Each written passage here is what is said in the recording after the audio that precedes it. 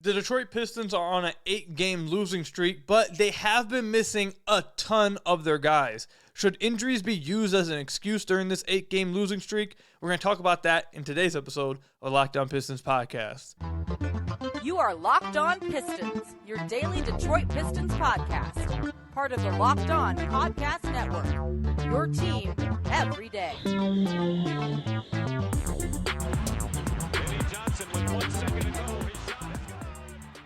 What's the deal? Welcome back to another episode of the Locked On Pistons podcast. Per usual, I'm your host, Kuka Hill. You can find me over on Twitter at Kuka Hill. I want to thank you guys for making Locked On Pistons your first listen of every single day. We're free and available on all your podcast platforms. And if you haven't already, head to the YouTube channel at Locked On Pistons. Hit that subscribe button.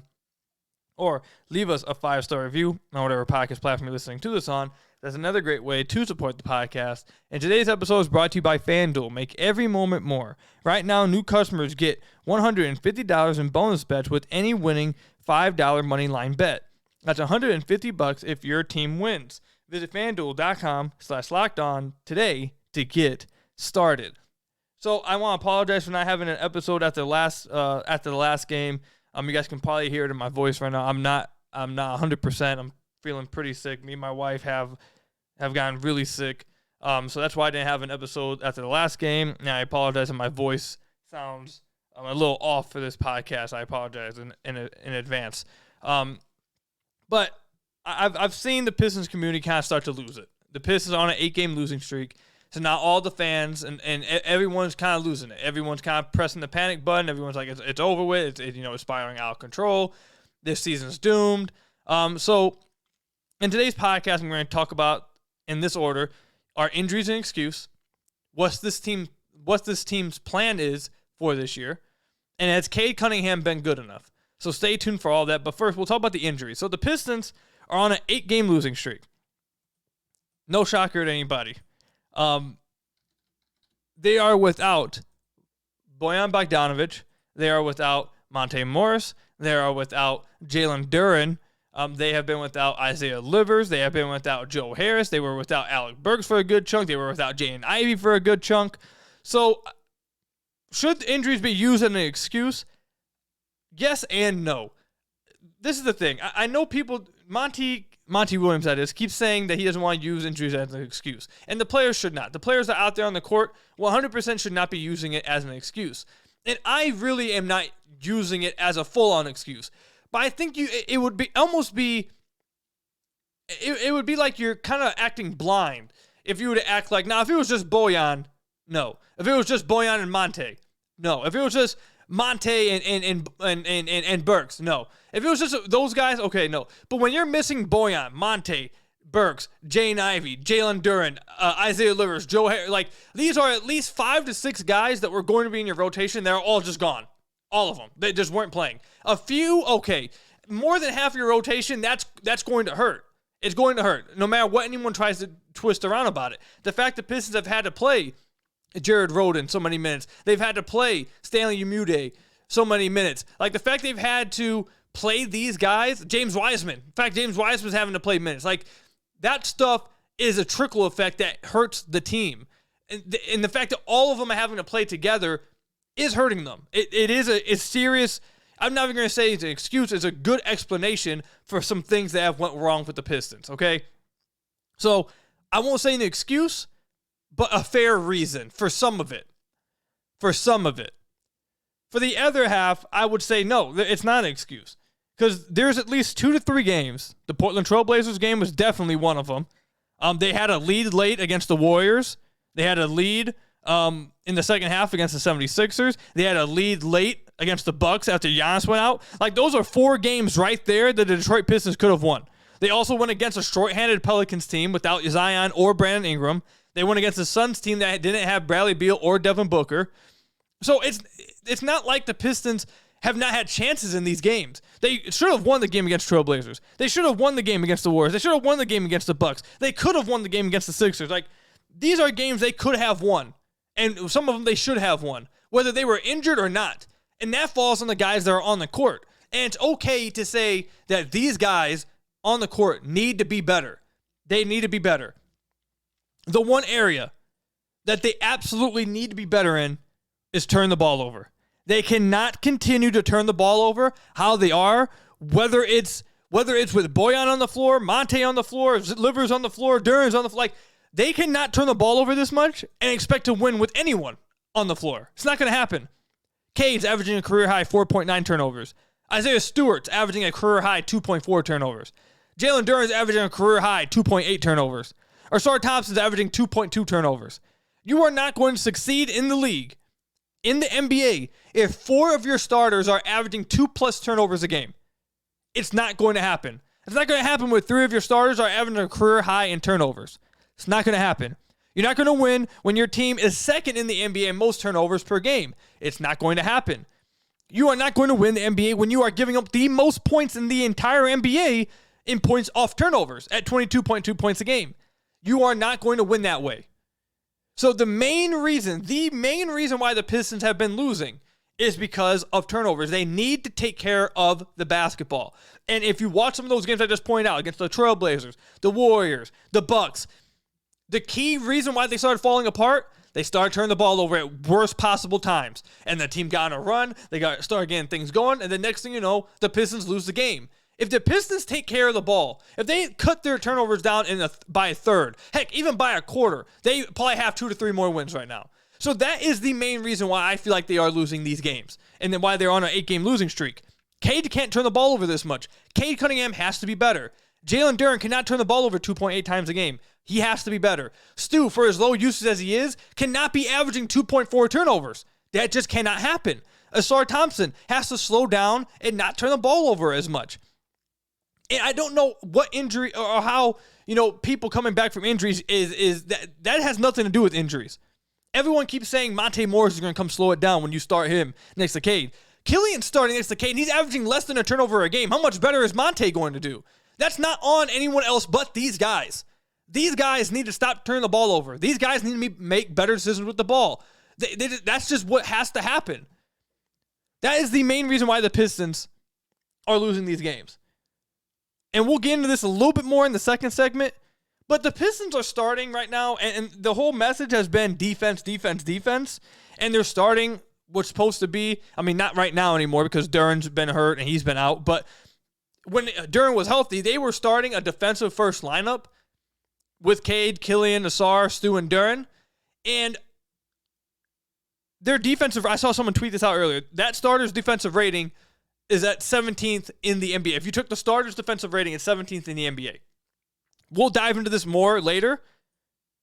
Trust me, we will. But with the turnovers issue, if you cut down the turnovers, that probably is a little bit better. You're probably even higher than that if they just stop turning the ball over. Because I don't think their half-court defense has been too bad overall. But the turnovers are killing them. The turnovers are literally shooting themselves in the foot over and over and over again. So, are injuries an excuse for everything? No. Can it explain some things? Is it making life somewhat harder on Cade? Yes, it 100% is. Is it making life harder on the team? Is it putting more responsibility on young players? Yeah, it is. But despite that, the Pistons have been in positions to win games, and they just have shot themselves in the foot. There's been quite a few games where I sit back and say, the other team didn't win this one, the Pistons lost it. And that's completely on whoever's on the floor right there. Nothing to do with injuries. So I can't wait to see this team get back to full strength. Can't wait to see what the rotation is going to look like. Hopefully it helps them out. Hopefully they play a little bit better basketball. Hopefully they can end this losing streak, all that stuff. But to blame everything that's happened with the Pistons so far on injuries, it's not true. It's absolutely not true. All of it cannot be washed away by just injuries. These guys need to be better. Cade Cunningham needs to be better. All of them need to be better. And that's fine to say. Let me know what you guys think about this. Comment section down below or over on Twitter at Kuka Hill. When we come back, we'll talk about the turnovers again. We'll talk about the starting lineup because I want to talk with you guys about what this team's plan is for this season. And I think there's a disconnect. Actually, I know there's a disconnect between what the organization and this coaching staff plan is for this year and what the fan base's plan is for this season. And whether fans like it or not, I think it's a conversation that needs to be had so everyone understands what exactly is going on. In my estimation, based off what I know and what I'm watching, I just want to relay it and kind of be the middleman here. So stay tuned for that. We'll talk about that when we come back. But first, let me tell you guys about one of our sponsors, Ibotta. How does free Thanksgiving sound this year? Ibotta is giving you cash back to help make sure your Thanksgiving table is complete. Because who wants turkey without the gravy? Turkey is great, but we all know the best part of Thanksgiving dinner is the sides. With Ibotta, you can make sure you get the whole family's favorites of side dishes and the turkey, all while getting your cash back. Starting November 1st, for the 4th year in a row, Ibotta is giving 100% cash back on your Thanksgiving feast. Just add the offers in the app to redeem for everything you need to make your Thanksgiving feast complete. All you have to do is shop at your favorite retailers and upload your receipt. Ibotta gives you cash back on hundreds of grocery items from produce to personal care to pantry goods, so you can make sure you're beating inflation no matter what you're purchasing. Other apps give you points that don't amount to much. Trust me, my wife has a Target account.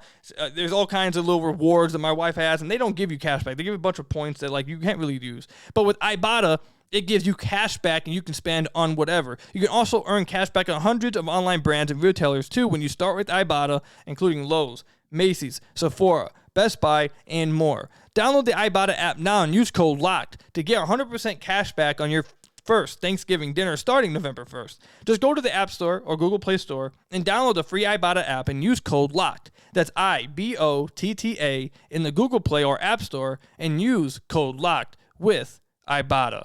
So I want to thank you guys again for making Locked On Pistons your first listen of every single day. We are free and available on all your podcast platforms. If you haven't already, head to the YouTube channel at Locked On Pistons, hit that subscribe button, or leave us a 5-star review on whatever podcast platform you're listening to this on. That's another great way to support the podcast.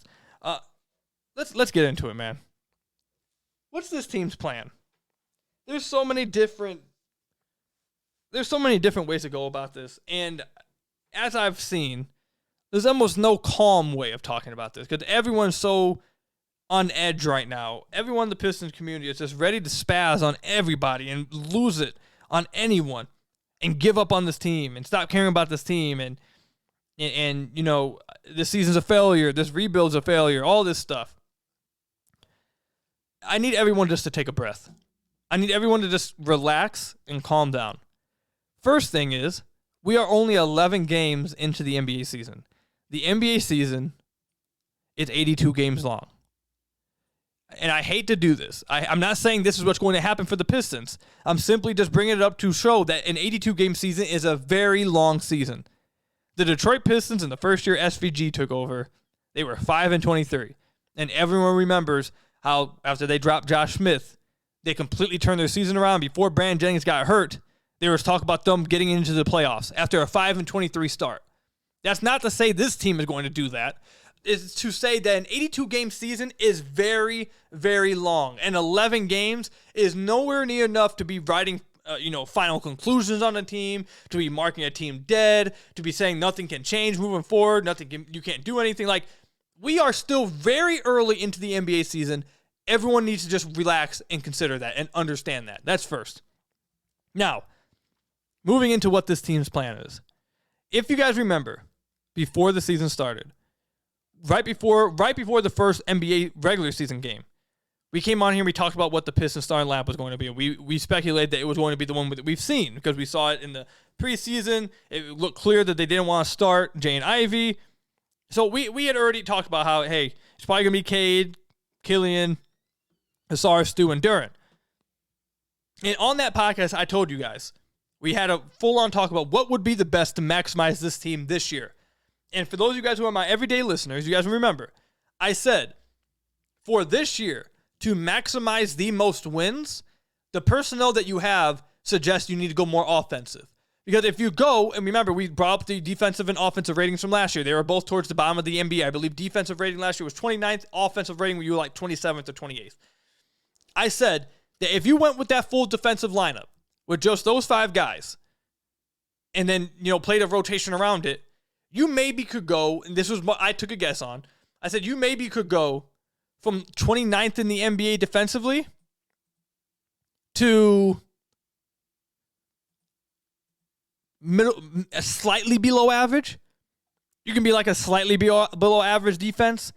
You go from like 28th to like 19th, maybe 19th, 18th, somewhere around there. And so far into the NBA season, the Pistons have jumped to 21st in the NBA in defense. It's an improvement. They've went from 29th to 21st. But like I said, even if you go all defense, you simply don't have the personnel on this team that even if you go all defense, you're not going to get that huge of a jump because you just don't have those type of defenders on your team. When your best defender is a 19-year-old or 20-year-old rookie, I mean, even if Asar is great, even how good Asar is, the fact you're relying on a 20-year-old to be your best defender was immediately red flags. The fact that your big offseason acquisitions was an aging Joe Harris, who's probably going to be out the rotation when everyone's full strength, and Monte Morris, like that doesn't sing. That's not singing well for your defense. So far into the season, I think they've kind of backed that up because it's clear that Monty Williams has said they're going full defense. Troy Weaver is echoing the defense, and their actions on the floor have echoed pure defense, which means this. If they were to go offense, I believe then if you gave Cade optimal spacing, and let's say you said, screw the development of the young guys. We just want to win as many games right now, this month, right now. We want to win as many games as possible. If you went out with the lineup of Cade, Ivey, maybe Asar, Bojan, and Duren, or maybe even Cade, Ivey, Bojan, Livers, Duren, like just to give utmost spacing and just a pick and roll game, yeah, I think the offense probably could jump from like where they were last year, about 28th, to probably a top half offense, somewhere around 15, 14, 13, because that's how good Cade is when he has space. When you have optimal spacing, I do think Cade has proven that he can be really damn good. He just has not had that through his career. So if they wanted to go offense, if they wanted to go results immediately, results right now, that snap or a lineup like that is what you would have seen by now. I know some people will point to injuries, and we'll wait and see when everyone comes back healthy if they do something like that. The actions of the team and the words of the coaches in the team tell me that's not what's going to happen, which tells me this. They're not worried about immediate results right now this year. They are worried about building a defensive foundation that they know. I mean, these guys are professionals. They're not stupid, okay? They know what this is. They know that their defense is probably not going to be great this year. They know that their defense, and by the way, you guys remember when Monty said that he wanted this team to be a league average defense, I came on here and said, I don't know how, I think league average is probably the best outcome possible for this team. I think slightly below average is probably where they're going to be at. And right now, they're 21st. The Stars' defensive rating is 17th, which is slightly below average. They know this, but their idea, based off what I understand and what they've shown on the floor with their actions, is that they are wanting to build a defensive foundation, understanding that may sacrifice wins in the immediate future. They know that they may not win games immediately by doing this, but they think it's more important to do so and to do this for the long term rather than go offense first right now. They think that's going to have a lesser impact long term than what they're trying to do right now. Now, whether you agree or disagree with that, that's on you. But that's what the team's plan is to me. That's what it seems very clear to me what the team's plan is. And look, I don't know if they're going to be right or wrong. I have to wait and see how it plays out. I can't say after 11 games if their whole idea is the longer-term plan. I can't say after 11 games, it's a failure, because that's not what they're aiming for. They're not aiming for the first 11 games of this season. They're not aiming for the first 20 games of this season. They're not aiming for the first 30 games of this season. They're looking more longer-term. So again, whether they're right or wrong, I'm going to have to wait and see. But it seems like Pistons fans, which is fine, Pistons fans want these results now. They want these wins right now. They look over at the Houston Rockets, and they see they've won 6 games in a row and say, why can't the Pistons be that way? Well, look, I'm sorry to break this to everybody, but I said this all offseason because of their actions. The Pistons' actions said it loud and clear, but no one wanted to listen to me. The Houston Rockets and the Pistons both had a lot of cap space this offseason.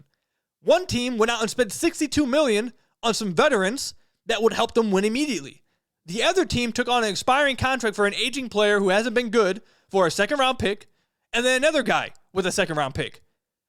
If I gave you a blank slate, a blank preview, and said, didn't tell you what this team, who this team was, and didn't tell you who this team was, which team do you think sounds like the one that's trying to win right now? And which one sounds like the one that maybe doesn't care as much about winning right now? Like, the actions speak louder than words. And to me, it was very clear. It was very clear that, look, I said this throughout the offseason. It's not that they're trying to lose. They want to win games. But they're not making moves to emphasize the now. If they did, if they cared about the now, if they truly felt with some of the things that have been said. If they truly felt that this season they had to make the play-in, this season we're making the play-in, if that's how they felt, you would not have seen them taking on Joe Harris's contract for a second-round pick. That's not what they would have done. They would not have taken expiring contracts to kick the can down the road the next offseason to have flexibility next offseason or to have flexibility at the upcoming trade deadline. That's not what you do if your sole focus is this upcoming season. That's not what you do. The Houston Rockets, I like their team. I like their young players. I like watching them. I think they're a cool young team. But the Houston Rockets use their cap space to get Dillon Brooks, who's playing really well for them and is a vet who's been on multiple playoff teams, and Fred VanVleet, who is a defender, along with Dillon Brooks, who's been on playoff teams, have been on championship team. Those guys, the Houston Rockets are better defensively. Oh, I wonder why. Like their defensive rating, 5th in the NBA. Did their young guys get better? Yes, their young guys got better. Have the Pistons' young guys got better? Yes. Does Cade look better? Yeah. Does Isaiah Stewart look better? Yes. Does Killian Hayes look better? Yes. Their Pistons young guys got better too, except the Pistons young guys aren't being complemented by vets that are impacting the now and doing what it is that the team's speaking they want, which is defense. If the team really wanted to be a good defensive team immediately this year, they would have went out and got defenders.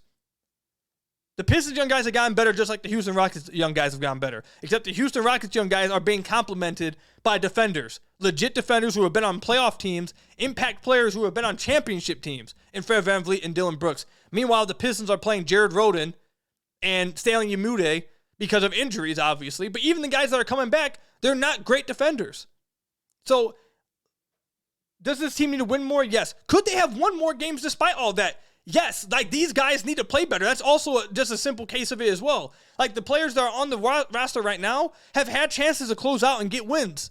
They just haven't done it. Those guys need to be better. They need to hold themselves accountable for how they've closed games and how they've acted in critical situations. That has to be held to them as well. But like I think everyone just needs to understand, I don't think they're going to lose 30 straight games or anything, okay? I think they're going to be better. I don't think they're going to finish last in the NBA. I think they're going through a tough spot right now. Once they get their veterans back, they're older guys. Once everyone's 100% healthy, I don't think this team's going to be the worst in the East. I also don't know if they're going to be good enough to even push for the play-in. But to me, the actions have said to me that that's not what they were aiming for anyways. What they were aiming for was development and to see which guys fit together, which guys fit with Cade long-term. That's what their goal is. And their other goal is to build a defensive foundation that maybe won't win them as many games as everyone wants this year, but will sustain and create that identity and culture for the long term. So I think that's very clearly what this team's plan is. For those who are out there, I see many Pistons fans confused about what they're trying to do here. I think it was very clear with their actions what they're trying to do. And that's what I got for you guys. So let me know what you guys think about this. Comment section down below. Or over on Twitter, @Kukil. When we come back, this is a conversation I've been seeing a lot of Pistons fans apparently really want to have. They really want to have this conversation. And it's about Cade Cunningham and about whether he's been good enough or not. I never thought I'd see the day that Pistons fans really want to have this conversation about Cade. But, I guess we'll have it. We'll have it when we come back. But first, I've got to tell you guys about one of our sponsors, FanDuel. Score early with this NFL season and NBA season with FanDuel, America's #1 sportsbook. Right now, new customers get $150 in bonus bets with any $5 moneyline bet. That's $150 if your team wins. If you've been thinking about joining FanDuel, there's no better time to get in on the action than right now. And this app is so easy to use, I promise you guys. There's a wide range of betting options, including spreads, player props, over-unders, and more. Now, I'm looking at the FanDuel app right now. We got a game happening later on at 10 o'clock between the Cleveland Cavaliers and the Sacramento Kings. There's no favorite within this game. Both of them sitting at -108. However, I'm looking at the over-under scores, points scored in this game at 227. I'm going to go ahead and take the over in this game. I think the Kings are going to put up some points. De'Aaron Fox is coming back in this game too. As they're missing some extended time. I think they're going to go over 227 points, and I think the Cleveland Cavaliers will not cover the spread at 1 point. They are at -112 to do so. I don't think they're going to cover the spread. But that's the kind of thing you can do over at FanDuel. Obviously, you can do it with Pistons games as well, but the Pistons don't play today. So But that's the kind of thing you can do over at FanDuel. So visit FanDuel.com/lockedon and kick off the NFL and NBA season. Again, you get $150 in bonus bets with any $5 moneyline bet with FanDuel, the official partner of the NFL. So I want to thank you guys again for making Locked On Pistons your first listen of every single day. We are free and available on all your podcast platforms. If you haven't already, head to the YouTube channel at Locked On Pistons, hit that subscribe button, or leave us a 5-star review on whatever podcast platform you're listening to us on. That's another great way to support the podcast. We're about 300 subscribers away from 7,000. If you haven't already, please hit that subscribe button. It's the best way to support the podcast, the best way to support me. I'd really appreciate. We're on our way to 10,000 subscribers by the end of this upcoming season. I think we could possibly get there, but I need your guys' help. So please hit that subscribe button if you haven't already. But here we go. Let's have the conversation, man. I don't know if I'm going to spend a long time in this segment or not. Like, I'm undecided right now. I may go into a little rant, but I don't know yet. We'll see. We'll see how this segment plays out. Has Cade Cunningham been good enough for the Detroit Pistons? Everyone who listens to this podcast knows that I love Cade. I think Cade can be a future top 10 player in the NBA. I think he can be an MVP candidate in the NBA in his future. I think his ceiling is off the charts. I think he's absolutely going to be awesome. I think he's going to be absolutely a superstar. So everyone knows where I come from. I'm a fan of Cade's. I think he's big time. Has he been good enough? Well, good enough for what? Good enough to get this team into the play-in? No, he hasn't.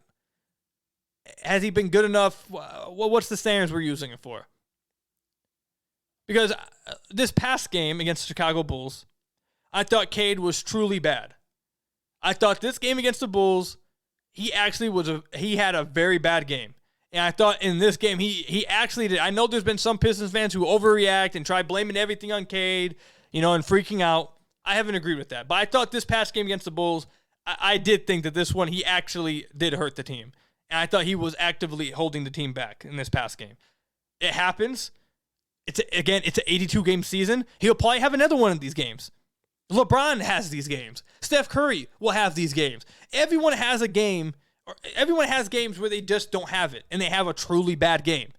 Cade had this. That was this game. It was a truly bad game by Cade. Does that mean he's been a failure this season? No. I don't think he has.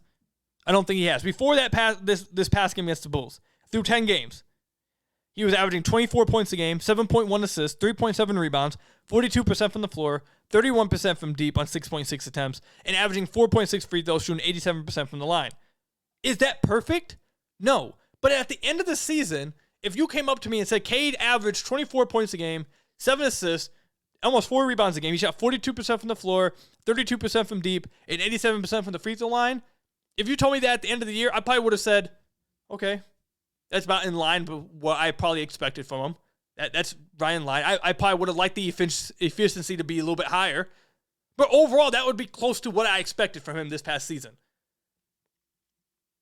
If you told me that Cade was going to be having to start with, instead of having spacing around him, instead of having, an absolutely, optimal offensive lineup and structure around him, instead they went with a pure defensive lineup, and he ended up having to shoot, what's he shooting right now? 21 shots? Yeah, 21 shots a game, and his usage is as high as ever.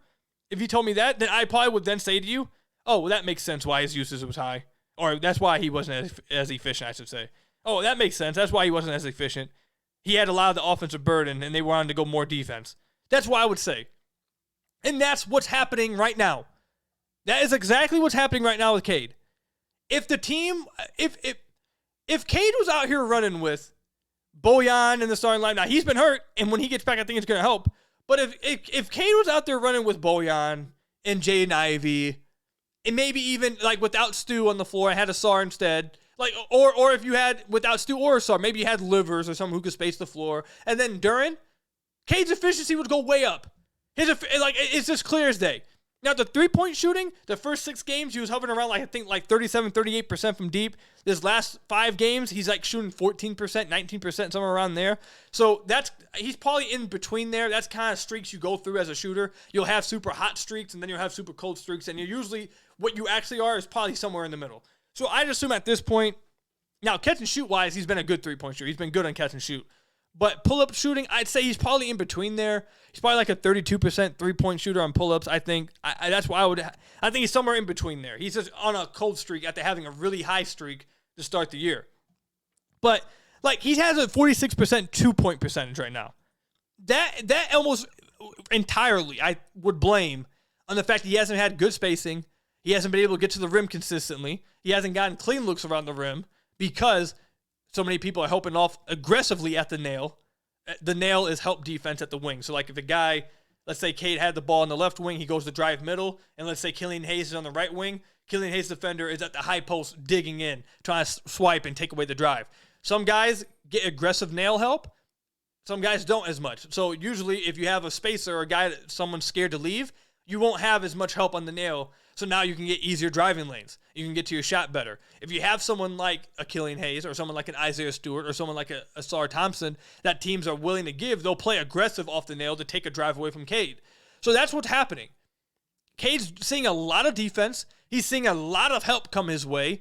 And it's making all of his shots within the three-point line tough shots. Even the shots at the rim, they're all tough. Everything's been tough on him because they're going with the more defensive lineup for him. So, could his efficiency numbers be better? Yeah, if they had an offensive lineup around him, yeah, it could be better. But like I said earlier, it's clear that that's not what their plan is. Their plan is, hey, we know what Cade is. What we've seen from Cade, we're happy with. We know what he's going to look like once we decide to shift more towards offensive. But we think in the meantime, trying to set the defensive foundation will help Cade and will help us long term. So we will sacrifice some of the clunkiness, some of the bumpy road stuff on the way there. That's what it seems like to me that they've made very clear with their actions. So I think Cade could be helped. Cade needs help. He needs someone to help him out. He needs somebody to help him out. And they need to take the ball out of his hands a little bit. What I'd like to see, I know this is going to absolutely upset a hell of a lot of Pistons fans for some reason, but as long as Killian Hayes is going to be in the starting lineup, they should be giving the ball to Killian a little bit more to just run the offense. Not to take shots, but to run the offense and create some stuff for Cade, for others. If you're going to have another ball handler in the lineup, the whole point of it is to take pressure off of Cade, to where Cade doesn't have to do as much. So if you are going to have Killian in the lineup, especially with how Killian has been playing the last 7 games, put the ball in his hands more and let him create for Cade so Cade can get a breath. He can get some easier shots. Let that happen. If you don't trust Killian to do that, why is he in the starting lineup then? I think it's clear they do, or they wouldn't have him in the starting lineup. So try to balance that out a little bit more to get Cade some easier shots and take some of that pressure off of him. When Jaden Ivey gets back, Jaden Ivey should probably go in the starting lineup at some point. When Bojan comes back, he'll probably go in the starting lineup at some point. I think that will help with his efficiency. So efficiency-wise, I'm not worried about him. I think it's clear if you just watch the games that when Cade has an optimal offensive lineup around him, his efficiency will rise. I think that's pretty clear. Just by watching the games, that will happen. The one area, though, that Cade himself just absolutely has to get better at, this is no one but him, and it actually has killed the Pistons in multiple games, is his turnovers. He cannot continue to turn the ball over like he is. That right there, he has not been good enough at all, and is actively killing the team, and it's lost the team a few games, no doubt. He has to get better at turn the ball over. He cannot turn the ball over at the critical times like he has in some games. It's not just the amount of turnovers, it's when you're turning the ball over. There was a 3 straight turnover sequence against the Portland Trailblazers that 100% lost in that game. It's not the reason, not the only reason, but it was a big reason why they lost the game because the Trailblazers scored on back-to-back-to-back possessions and took the lead. Like, that cannot happen. He has to get better at turning the ball over. His handle has to get a bit more tighter. I think he needs to be a little bit not as much lackadaisical offensively, because sometimes it kind of feels like he's just... Now, Cade moves slow. He kind of plays at his own pace. He wants to kind of pick apart the defense, which I understand. But sometimes it kind of looks like he's, coasting a little bit offensively. So I'd say that right there is a fair criticism that I will have for him. I'll be very fair about doing it. I know Ashton listens to the podcast. I know his brother checks out the podcast. I know Cade probably listens and has checked it out. Like, I love you guys. Cade, I think you're going to be a superstar in the future. But you have to get better with this. You have to get better with these turnovers. And then defensively, I think Cade has not shown the same level of energy in some games and not the same level of consistency. I thought in the Bulls game he tried defensively, but I think that was because his offense was really hurting him. He knew he had to help in some way. But before then, I think this has a lot to do with the amount of usage he has and the minutes he's playing too. He leads the league in minutes played, by the way, coming off a season-ending injury, coming off a season-ending surgery, and trying to get back into basketball shape. He's leading the league in minutes. He has a high usage. He's being asked to do everything for offense. So it's not shocking to me that he's struggling with efficiency right now, and he looks gassed at some points. But the turnovers have to stop. They have to stop. And defensively, I need him to be a little bit more consistent with the effort on that end. But outside of that, everything else I've watched, I think this Bulls game is the only truly bad game he's had. Every other game, I felt like, yeah, he looks like Cade. I can very clearly see when they get a good team around him, when they put optimal spacing around him, yeah, he's gonna pop. He's gonna go crazy. Based off the things I'm seeing from him, I'm like, yeah. Now, yes, he's had stretches in games where he turns the ball over. He's had stretches in games where he'll be super efficient, and then the last 4 minutes of the game where he's gassed, he shoots like 7 shots and misses them. And now that crashes his overall efficiency. That's happened probably about 4 or 5 times already this year. But I think that will help once he gets more help back. Once he gets some of that usage taken away from him, he can save himself for the end of the game. He's not going to be absolutely gassed coming into a season where he's trying to get back into game shape after missing all of last year. I don't think that's going to happen. So, do I think Cade's been good enough for the play-in? No. Do I think he's been perfect? No. Do I think he can be better? Absolutely, he can be better. But I don't think he's been bad at all either. And I think if you clearly watch the games and use context, you would see that this is kind of being like built to happen. Like he's kind of being put into a situation where they know he's going to struggle with efficiency, and they know life's going to be harder on him offensively. In an effort, what they believe is going to help them more long term. You just got to get through this part. So we'll see if they're right. But like I think it's very clear if Cade had help and spacing around him, like he'd be fine. Like I thought he's looked good outside the turnovers. He looks good. He's had stretches where he looks like a pure superstar. Like there's been quarters where he's just taking over games. And he looks like a straight-up superstar. So we'll see. When everyone gets back healthy, I want to have this conversation again. I think we'll be saying a different tune about Cade when everyone gets healthy. I mean, by the way, even with all that, I know his efficiency is a little bit down, and you want to get better. But even with that, he's averaging 23 points a game, 7 assists, 3.6 rebounds. Like, it's not. Those are probably numbers that people expect him to have. We just wanted the efficiency to be a little bit higher. And with the situation he's had, I think it will get higher once everyone gets healthy. But ended up being a long segment. I didn't know if it was going to be a short or long one. It ended up being a long one. Sorry about that. Let me know what you guys think about Cade. Comment section down below or over on Twitter at Cougar Hill. That's all I've got for you guys today. Thank you guys for making Locked On Pistons your first listen of every single day. Hit that subscribe button on the YouTube channel. Leave us a 5-star review, whatever podcast platform you're listening to this on. Sorry about my voice. Hopefully I'm better for the next episode. But until then, I'll see you guys later. Go Pistons. Till next time, peace out.